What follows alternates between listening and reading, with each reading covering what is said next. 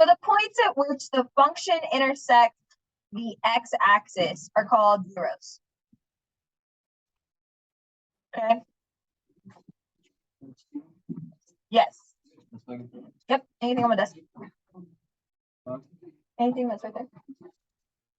All right. A polynomial function of degree n can have at most n real zeros. So that's like if I said x to the fourth, how many real zeros could I potentially have? 4. I could not have more than 4. Okay. An even degree polynomial has an even number of zeros. An odd degree polynomial has an odd number of zeros.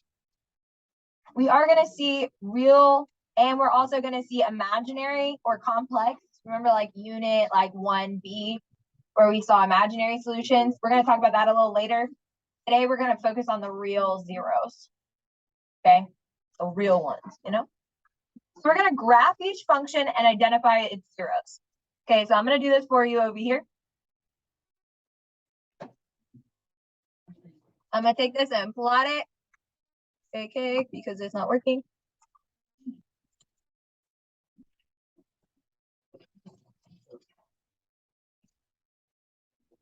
Okay, so over here, you see the graph. Beautiful graph, right? When you actually sketch these graphs, what I would suggest doing is taking like 3 points, 2 to 4 points, maybe 4, and go ahead and plotting those. So we've got -2, 0, 0, 0, and 1, 0. And the graph is going to look like that.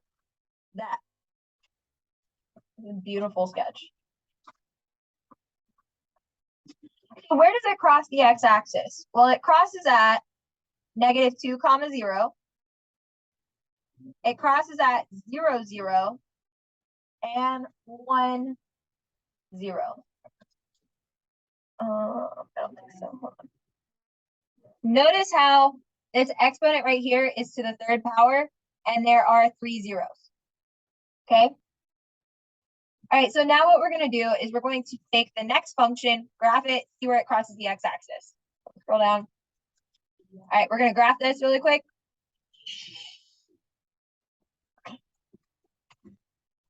So when we graph this, we're going to get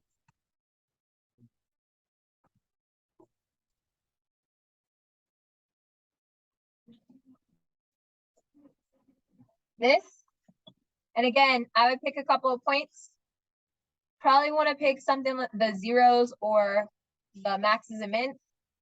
But we're going to graph a point at -1, 0, 1, 0, and 3, 0. And then kind of just draw a sketch. It looks like the McDonald's symbol. Okay. And those zeros are going to be -1, 0, 3, 0, and 1, 0. Talk back there. Okay. So since this is x to the 4th, that means that there's potentially 4 real solutions. So up to 4 solutions. Does not have to be 4 solutions exactly.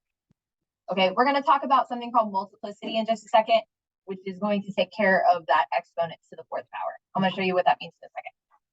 Okay. Okay. Okay. So in this entire polynomial, is there something that we can take out from every single term? Yes. What is it? An x, right? So we're going to divide this entire thing by x. When we do that, we're going to get x squared minus 2x minus 15. Notice how every exponent dropped down 1. Okay. Back in unit 1, we factored quadratic. So we can factor this little expression inside this parentheses. So we're going to break it down into the big X. A times C is going to give me -15, and B is going to be -2. You're going to ask yourself, what can I multiply together to get me -15, but add together to get me -2? What can I multiply together to give me -15, but add together to get me -2? And that's going to give me -5, and 3. So just like what we learned in unit 1, we can write this out in factored form, right? So this will be x times x minus 5 times x plus 3.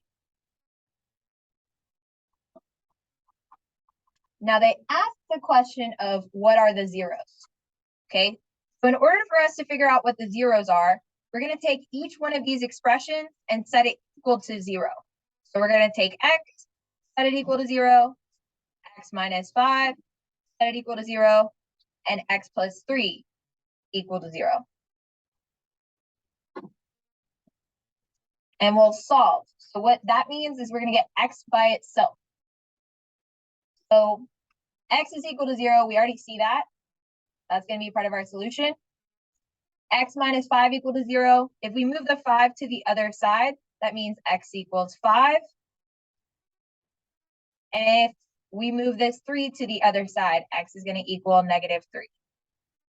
So our zeros are going to be 0, 5, and negative 3. Okay, let's say if we actually graph this so that we can see it on here. So if we took this and we actually graphed it,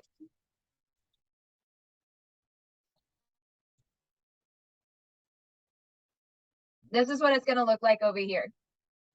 Notice how it crosses at negative 3, 0, and 5. Okay, and that's exactly what we just found. So we can do it through graphing, or we can actually do it through factoring and then solving. Make sense? Okay. So again, you're going to divide by x all the way through. That's going to give you x equals, no problem, x times x squared minus 6x plus 9. When you factor what's inside this parentheses, you're going to do a times c, which is going to give us 9. B is going to be negative 6. You're going to ask yourself, what can I multiply together to give me 9, but add together to give me negative 6? So what is that going to give me? Negative 3 and negative 3, right? And now I'm going to rewrite this out. So this is going to be x times x minus 3 times x minus 3. So what are my zeros actually going to be? Well, when I set all of this equal to 0 and solve,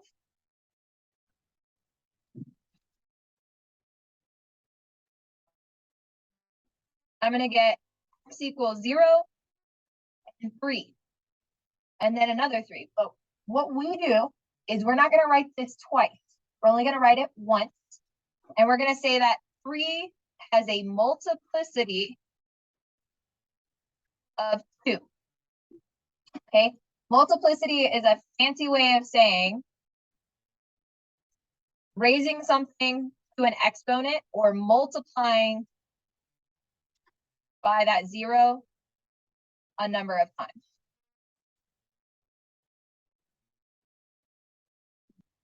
Okay? So kind of coming back to this factored form, I could rewrite this as x times x minus 3 squared. You see how this exponent is 2 and how our multiplicity is 2? So what is the multiplicity for x equals 0? What is that going to be? 1, right? So x equals 0 is going to have a multiplicity of 1.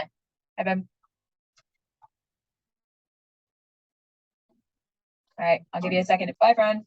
All right, so let's go ahead and talk about this next one. Ready? So when we graph this, we see that the zeros are what? 0 and 3, right? Look at the y value really quick. Notice how when y is 0, that is our zeros of the function. Okay? That's why they're kind of called that. So we got a 0 at 0, 0 and 3, 0.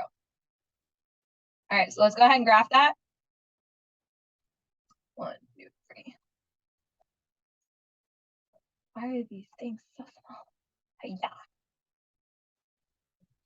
Look at that beautiful graph. This is the best graph of your life.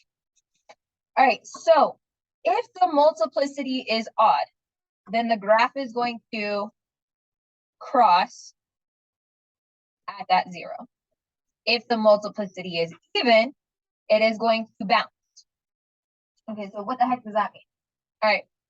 Well, at x equals 0, we see that it's a straight line, right? That's called crossing.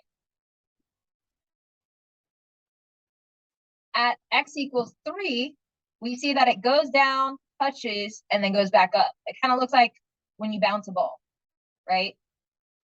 So that is called a bounce.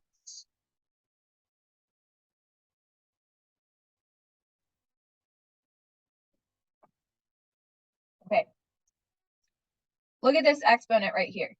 It's 3, right? So if there's a multiplicity of 2 at x equals 3, multiplicity of 2, and there has a multiplicity of 1 at x equals 0, what's 1 plus 2? Yeah, all question. That was a little scary. All right, so 1 plus 2 equals 3, which is what this exponent is. Does that make sense? So your multiplicities add up to be your exponent. Because it's going down and then bouncing back up.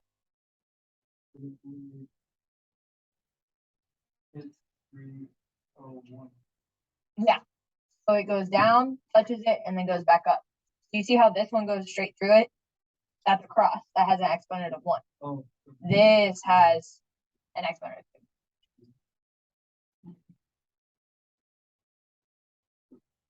Gucci? Okay. Yeah. All right. Say what? 1 plus 2 would give us an exponent of 3. Yeah. Okay, so let's go ahead and take a look at number 6. Okay, so we want to find the zeros, and then we want to find the multiplicity, and then what actually is happening. Okay, so I'm going to take each one of these parentheses and set it equal to 0.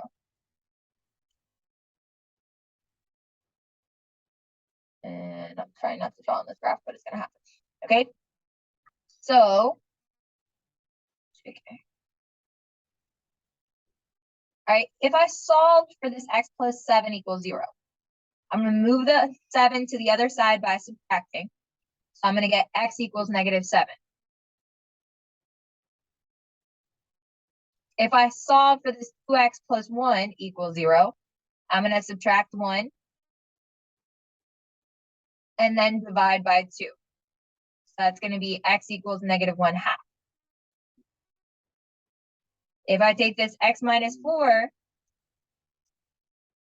and set it equal to 0, I'm going to add 4. So x is going to equal 4. Most of the time you can just switch the signs, but if you actually have to solve something like the coefficient is more than 1 over here for this x, then that's when you actually have to solve this out. Now, multiplicity. What you're going to do on this is you're going to look at exponents that are outside of the parentheses. Okay, so for x equals -7, what was the exponent? 2. So it has a multiplicity of 2. Okay. For the exponent of 2x plus 1, there's nothing written here. So we assume it's a 1. For this x minus 4, the exponent is 3.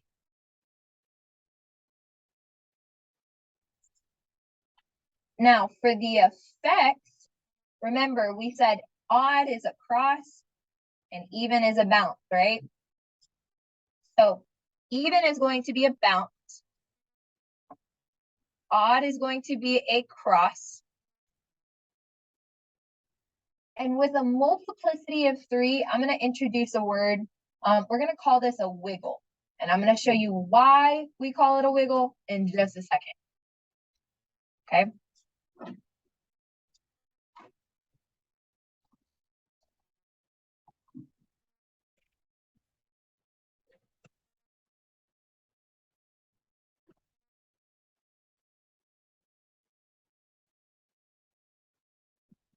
Okay. So I just took this equation and I put it on the graph. Okay. When you look at this, and I'm going to clear this and I'll put it back in just a second. When you look at this, right here at x equals -7, what did we say happened at x equals -7? It bounced, right? So this graph comes down, touches it, and goes back up. At x equals -1/2, that means that it's going to cross because it goes straight through. At x equals 4, you see how it's like J chilling on the line for a second and then goes back up? Yes. So that's going to be called a wiggle because it's kind of wiggling through the x-axis. Okay.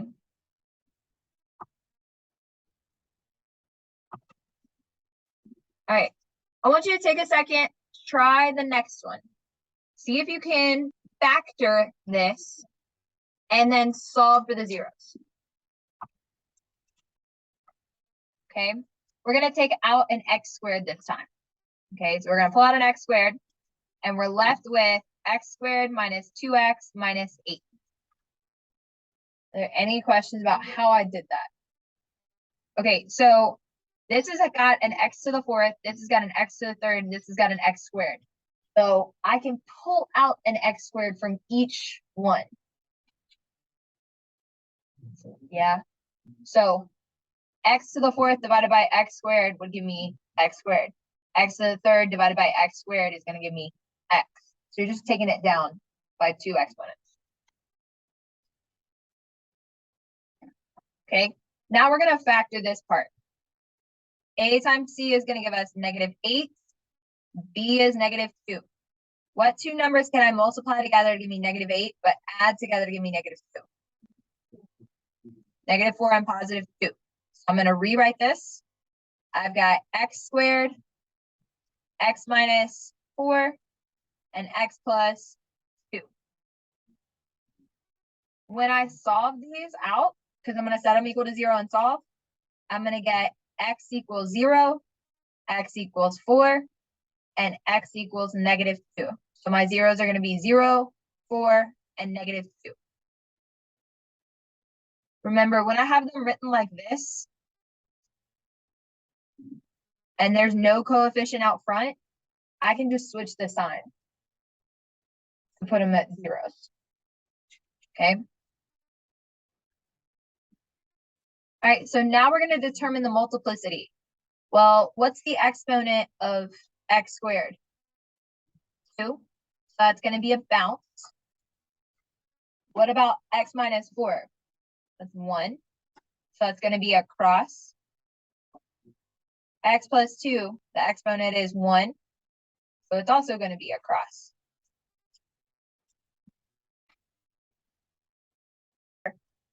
Questions are going to look like, it's going to be most often like this. Okay. They try to make it difficult for no reason.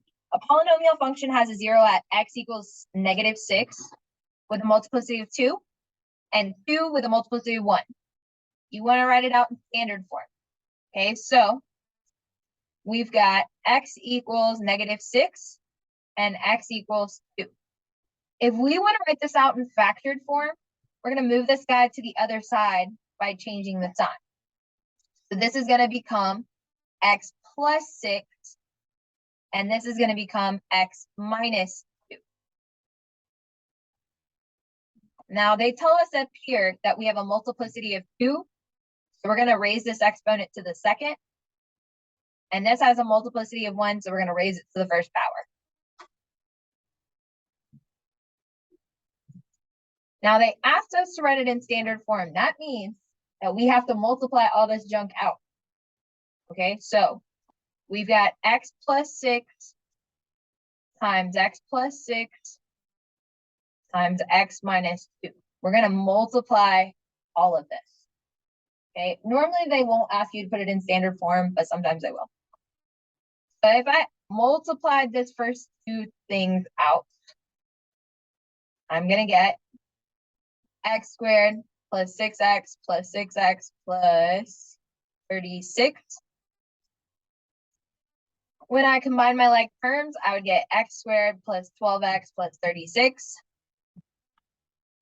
And now I'm going to take that and multiply times x minus 2. So when I multiply that, I'm going to get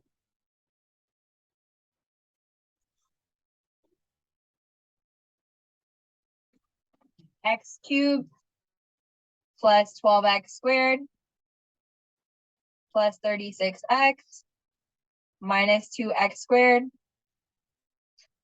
minus 24x. Yeah, it keeps going. Minus 72.